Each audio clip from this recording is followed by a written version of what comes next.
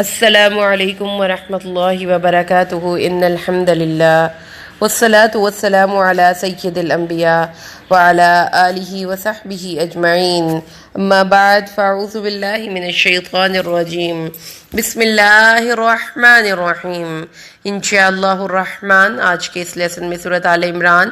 آیت 179 کا ترجمہ اور معنی کی مختصر سی وضاحت ہم پڑھتے ہیں اللہ کے حکم سے۔ اعوذ باللہ من الشیطان الرجیم بسم اللہ الرحمن الرحیم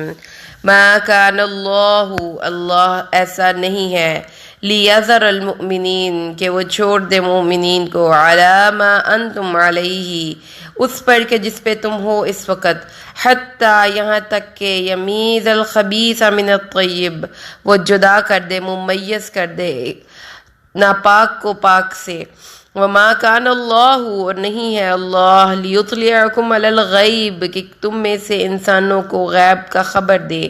ولیکن اللہ لیکن اللہ یجتبی اجتبا کر لیتا ہے، چن لیتا ہے، من رسولہ من یشاء اپنے رسولوں میں سے جس کو چاہتا ہے۔ فآمنوا باللہ اور اللہ پر ایمان لاؤ، وَرُسُلِهِ اور اس کے رسولوں پر ایمان لاؤ، وَإِن تُؤْمِنُوا اور اگر تم ایمان لاؤ، وَتَتَّقُوا اور پرہیزگاری اختیار کرو، فَلَكُمْ أَجْرٌ عَظِيمٌ تو تمہارے لیے ایک بہت بڑا اجر ہے۔ اعوذ باللہ من الشیطان الرجیم بسم اللہ الرحمن الرحیم ما کان اللہ لیذر المؤمنین علی ما انتم علیہ حتی یمیز الخبیث من الطیب وما کان اللہ لیطلعکم علی الغیب ولکن اللہ یجتبی من رسلہ من یشاء فآمنوا باللہ ورسلہ وإن تؤمنوا وتتقوا فلکم اجر عظیم۔ اللہ کی یہ شان نہیں کہ وہ مومنوں کو اس حال پر چھوڑ دے جس پر آج کل تم ہو، حتیٰ کہ وہ ناپاک کو پاک سے ممیز کر دے، اور اللہ کی یہ شان نہیں کہ تمام مسلمانوں کو علم غیب پر مطلع کرے، لیکن اللہ غیب کے لیے مطلع کرنے کے لیے اپنے رسولوں میں سے جن کو چاہتا ہے چن لیتا ہے۔ وہ اللہ کے رسول ہے اور تم اللہ اور اس کے رسولوں پر ایمان رکھو، اگر تم ایمان اور تقوی کے روش پر چلتے رہو گے تو تمہارے لیے بہت بڑا اجر ہے۔ آیت کریمہ جو آج ہمارے زیر مطالعہ ہے، اس میں اس آیت کو 3 حصوں میں ڈیوائیڈ کر کے پڑھیں گے انشاءاللہ ہم۔ حصہ نمبر 1، اللہ ایسا نہیں تھا کہ تمہیں اس حال میں چھوڑ دے جس میں کہ تم آج کل ہو، یہاں تک کہ ناپاک اور پاک ممیز ہو جائیں، ڈسٹنگوش ہو جائیں، ڈفرینشیٹ ہو جائیں۔ جس طرح ایک دال میں سے سارے کنکر اور روڑے نکال کر صاف دال کو علیحدہ کر لیا جاتا ہے، اور کنکر اور باقی جو گندی اس میں سے ٹریش وغیرہ ہوتی ہے جو وہ چیزیں ہم سیپریٹ کر لیتے ہیں۔ تو اللہ تعالیٰ نے بھی یہ کہا ہے کہ اس وقت مسلمانوں کی صفوں میں خالص اور ناخالص، مسلمان اور منافق، یہ سب لوگ مکسڈ تھے۔ تو غزوہ احد کا ایک بہت بڑا جو آپ کہہ لیں کہ اللہ کی نظر میں ایک مقصد تھا،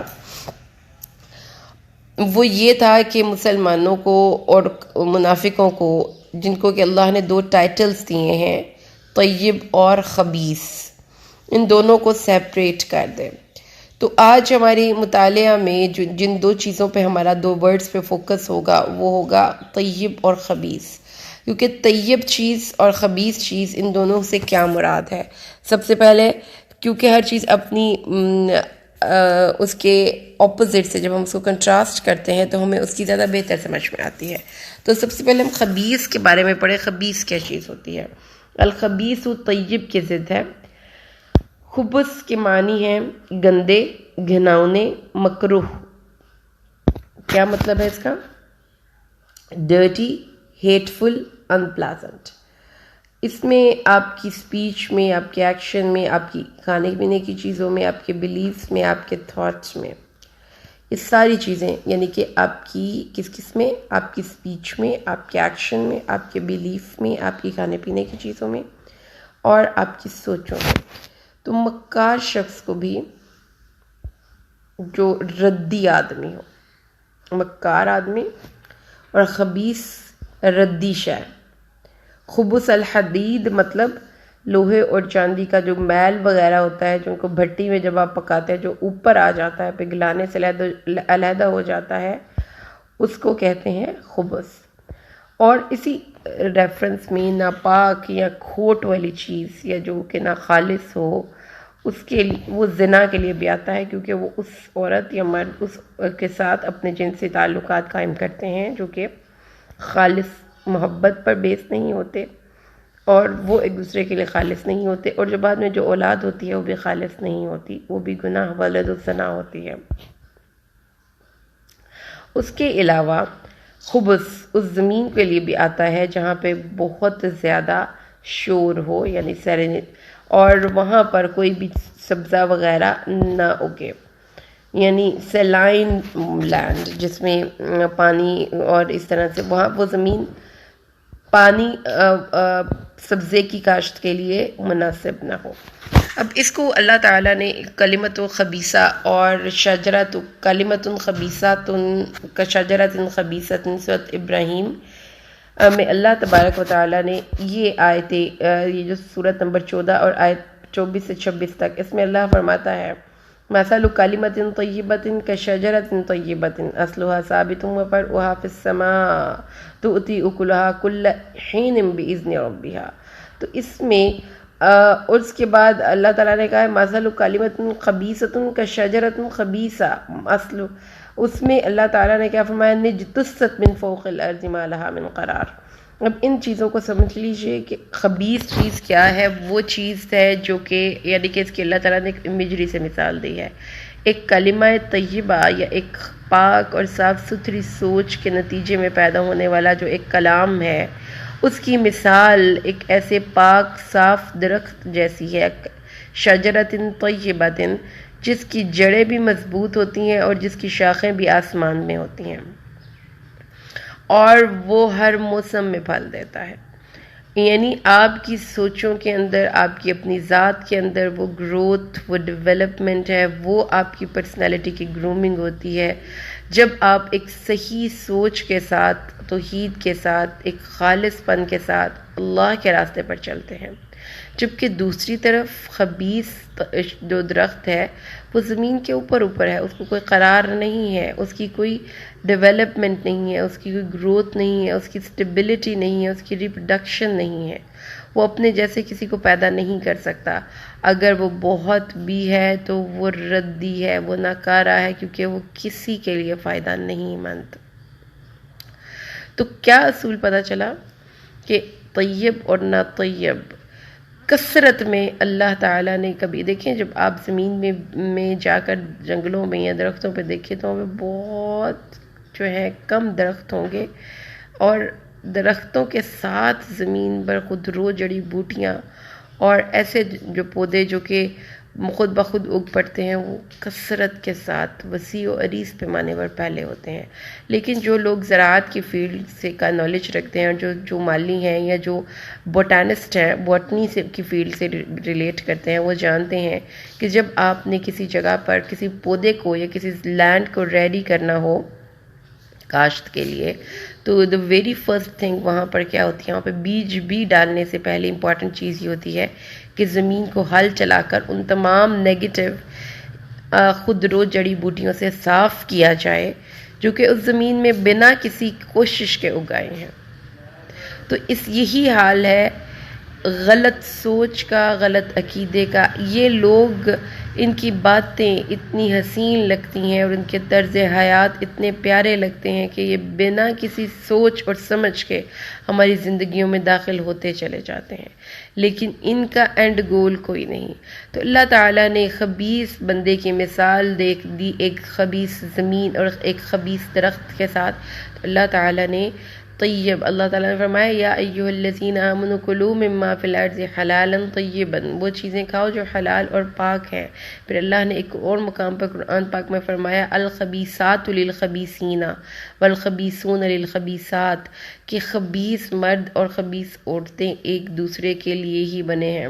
یا یہ کہ خبیث لوگوں کی کمپنی خبیث لوگ ہی پسند کرتے ہیں، اور جو خبیث، اور یا یہ کہ خبیث قسم کی باتیں یعنی کہ نا ردی اور ناکارہ باتیں وہ انہی لوگوں کو زیب دیتی ہیں جو کہ خود اپنے اندر یہ خبث چھپائے بیٹھے ہوں۔ یہ باتیں طیب لوگوں کو سوٹ ہی نہیں کرتی۔ طیب لوگ طیب لوگوں کو پسند کرتے ہیں، طیب کمپنی پسند کرتے ہیں، طیب راستے پسند کرتے ہیں، کھانے پینے میں اچھی چیزیں پسند کرتے ہیں۔ یہ ایک لائف سٹائل ہے، یہ صرف ایک لفظ نہیں ہے۔ تو اللہ تعالیٰ نے فرمایا کہ تم لوگوں کی صفوں میں اس وقت وہ طیب، وہ پاک، وہ پیورٹی نہیں تھی، وہ لوگ نہیں تھے جو خاص طور پر اللہ کے لیے یہ سب کچھ خالص کر دیں۔ یہ جو ایک سکیننگ ہے یہ پرسنل لیول پہ ہر انسان کے اندر ہوئی، لیکن ایک بہت بڑے لیول پر پوری مسلم کمیونٹی میں ہوئی، جس میں اللہ نے یہ ظاہر کر دیا کہ خالص مومن اللہ کے لیے اپنے دل و جان سے ہر چیز کو اللہ کے راستے میں صرف کرنے والے لوگ کون ہیں، اور وہ کون سے لوگ ہیں جو کہ اللہ تبارک و تعالیٰ کے ہمدرد، اس کے دین کے کاز کے لیے اپنی خلوص کا زبانی کلام اظہار کرتے ہیں، لیکن جب وقت آتا ہے تو اپنے عمل سے یہ ظاہر کرتے ہیں کہ وہ ردی ہیں۔ they are the people that can't be relied upon، ان کے اوپر ہم بالکل بھی تکیہ نہیں کر سکتے، بھروسہ نہیں کر سکتے، یہ عین وقت پہ ساتھ چھوڑ جائیں گے، کیونکہ یہ ردی لوگ ہیں، یہ ناکارہ لوگ ہیں، یہ قابل اعتبار لوگ ہی نہیں ہیں۔ اس بات کو ہم نے پھر سمجھ لینا ہے۔ اللہ تعالیٰ نے فرمایا ہے کہ جب بھی کبھی آپ کی زندگی میں دو چیزوں میں سے ایک کو چوز کرنے کا وقت آئے، خواہ وہ کھانے پینے کی چیزیں ہوں، خواہ وہ آپ کی دوستیاں ہوں، خواہ آپ انٹرنیٹ یوز کرتے ہیں وہ آپ کے سبسکرائبرز جن چینلز کو آپ سبسکرائب کریں گے وہ ہوں، یا آپ کمپنیز کو دیکھ رہے ہیں ان کو، یا وہ فرینڈز جو آپ کا سرکل بناتے ہیں، ان سب میں خبیث کو چھوڑ کر طیب، پاک، صاف چیز کا انتخاب کیجیے، کیونکہ طیب اللہ خود ہے اور اللہ طیب ہی کو پسند کرتا ہے۔ میری پیاری بہنوں، اس بات کو سمجھ لیں، اللہ تعالیٰ نے یہ اتنی گندی ایک مسلمانوں کی کمیونٹی میں ایک کام ہو رہا تھا کہ طیب اور خبیث ایک ہی صفوں میں تھے، اللہ نے ممیز کر دیا۔ طیب وہ چیز جس کو انسان کے حواس بھی اچھے محسوس ہوں، اس کا نفس کو بھی وہ مرغوب ہو، لیکن ایٹ دا سیم ٹائم اس کے لیے وہ گروتھ کا باعث بنے، اس کو فائدہ پہنچے۔ تو اللہ تبارک و تعالیٰ نے اب ہمیں اللہ کی نظر میں معزز ہونے کا ایک سٹینڈرڈ پتہ چل گیا، ٹھیک ہے۔ آج کے اس لیسن سے ہمیں دو چیزیں پتہ چلی، ایک تو یہ کہ دو لوگ براڈلی اللہ تعالیٰ نے ان کو دو کیٹیگریز میں ڈیوائڈ کیا مدینہ کے لوگوں کو، ایک طیب تھے اور ایک خبیث تھے۔ جو طیب لوگ تھے وہ اللہ تعالیٰ کے، جن کو اللہ نے علیحدہ کر لیا اپنے کام کے لیے، ان پہ اپنی رضوان کو نچھاور کیا، اور دوسری طرف خبیث لوگ تھے جن کو اللہ نے علیحدہ کر دیا۔ اور جب یہ اللہ نے ان کو علیحدہ کر دیا تو پھر اس کے بعد اللہ تبارک و تعالیٰ نے یہ بتایا کہ زمین، وہ لوگ زرخیز نہیں، دو کے دیکھنے میں وہ خوبصورت لگ رہے ہیں، ان کی گفتگو بہت پیاری ہے، but they are nowhere at the end they are standing at the zero point، loser ہے، وننگ پوائنٹ پہ نہیں جا سکتے۔ وجہ ان کی اپنی پرسنل ہیبٹس ہیں، زیادہ وسیع سوچ نہیں، زیادہ گہرائی معاملات کی نظر میں نہیں، کیونکہ جیسے وہ زمین کے اوپر پودا ہوتا ہے ایسے ان کی سطحی سوچیں ہوتی ہیں، یعنی وہ صرف چند روزہ زندگی کے فائدوں کو ہی اپنی زندگی کا مطمئن نظر بناتے ہیں، یا وہ بہت جلدی ریاکشن شو کرنے والے جو سامنے نظر آ رہی، صرف ان سے پیچھے ان کی سوچ نہیں جاتے، وہ زیادہ وسیع نہیں سوچتے، وہ زیادہ گہرا نہیں سوچتے، ان کے پاس زیادہ سرخیزی نہیں ہے، وہ بہت زیادہ آپ کہہ لیں کہ جو خبیث چیز ہے جو اس کا آؤٹ کم نکلے گا وہ بھی خبیث ہوگا۔ تو اس چیز کو لے کر آپ اس دور سے اس دور میں آ جائیے، آج کے دور میں، اور ایک سکیننگ آپ کہہ لیں، اپنے ہاتھ میں سکینر لے کر آپ جو آج ہمیں انفلوئنسرز ہیں انٹرنیٹ پہ، سوشل میڈیا پہ، جو بڑے بڑے آپ کہہ لیں کہ ٹک ٹاکرز ہیں، جو بڑے بڑے یوٹیوبرز ہیں جن کے ملینز میں سبسکرائبرز اور فالوورز ہیں، یا وہ جو ٹی وی کے ٹاک شوز چلا رہے ہیں، مارننگ شوز چلا رہے ہیں، یا وہ جو کہ نیوز چینلز پہ ٹاک شوز چلا رہے ہیں، یا وہ جو کہ جن کی فالوورشپ بہت ہے، جن کے ٹرینڈز کو فالو کیا جاتا ہے، ان کی لائف کو دیکھیں، ان کی لائف سٹائلز کو دیکھیں، اور ان کی ایک معاشرے میں ایز اے پازیٹیو کنٹریبیوشن کو دیکھیں، تو آپ یہ دیکھ کر حیران ہوں گے کہ قرآن پاک کا یہ والا اصول ایپٹلی بہت ہی زبردست طریقے سے ان کی زندگی پر آپ لاگو کر سکتے ہیں. کہ خبیث کا مطلب ہم اس کو گالی سمجھتے ہیں، یہ نکارا، ردی، نکمہ، ایسا ان کا ایک کاز کہہ لیں، ان کا کانٹینٹس کہہ لیں، ان کا دوسروں کو گائیڈ کرنے کا طریقہ فالتو میں فضول بولتے چلے جانا، جس میں کوئی بات نہ دین کی بھلائی کی، نہ دنیا کی بھلائی کی، نہ کسی انسان کی بھلائی کی، نہ کسی بھی کمیونٹی کی بہتری کے لیے بات. وہ چیز اگر وائرل ہو جاتی ہے، جیسے پارٹی ہو رہی ہے، وہ اگر اس کے ٹرینڈز کو فالو کرنے لگ جاتے ہیں لوگ، اس کا کسی کو کوئی فائدہ ہو رہا ہے. اب وہ دیکھ لیں، میک اپ کا ویلاگ بن رہا ہے، یہاں پہ ٹریولز کے ویلاگ بن رہے ہیں، یہ ہماری صبح کی روٹین ہے، ہماری دوپہر کی روٹین ہے، یہ شام کی روٹین ہے، یہ ہم گارڈننگ کر رہے ہیں، یا ہم کچن میں کام کر رہے ہیں. کیا کانٹینٹ ہے؟ یا آپ میک اپ کر لیں، اس طرح سے کر لیں، یہ رمضان آ گیا ہے، اس سے پہلے یہ والی آپ ساری تیاریاں کر لیں. تو ہمیں